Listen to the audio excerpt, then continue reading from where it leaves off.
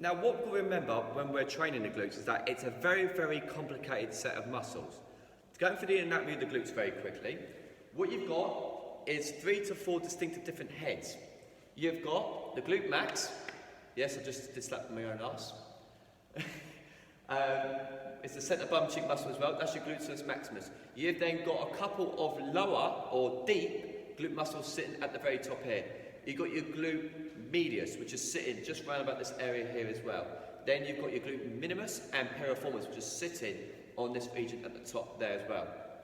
Now, the glutes have 4 distinctive movements or 4 distinctive functions when we train them. We can essentially posterior pelvic tilt. So if you look from here, anterior, because my back's arched out. If I have my arms out in front, so I've got the top lifted. Back arch out, that's anterior, posterior. So again, as you can see, my glutes engage a heck lot more as I tuck my pelvis a lot more in.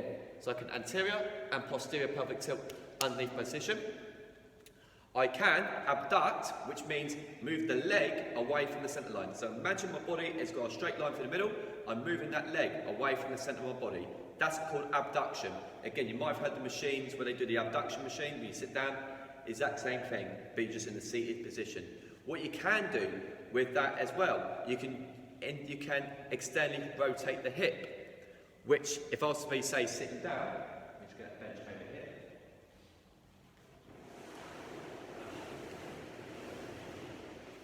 here. Like I said, you can abduct away from the knees, or you can turn the leg and foot outwards, which will still get, not quite a good way, you can still work that outside bum cheek also as well.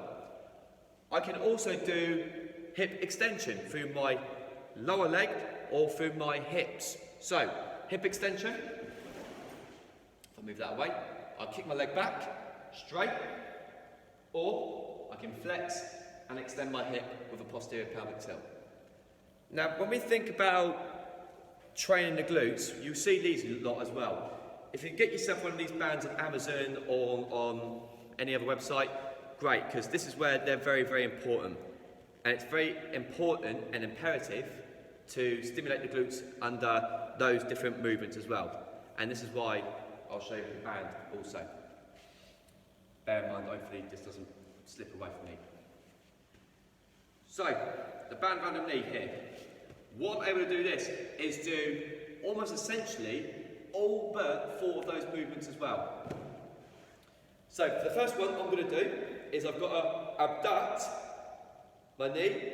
I've got to then internally rotate my hip. So I've got to move that away, internally rotate, so it gets these muscles firing.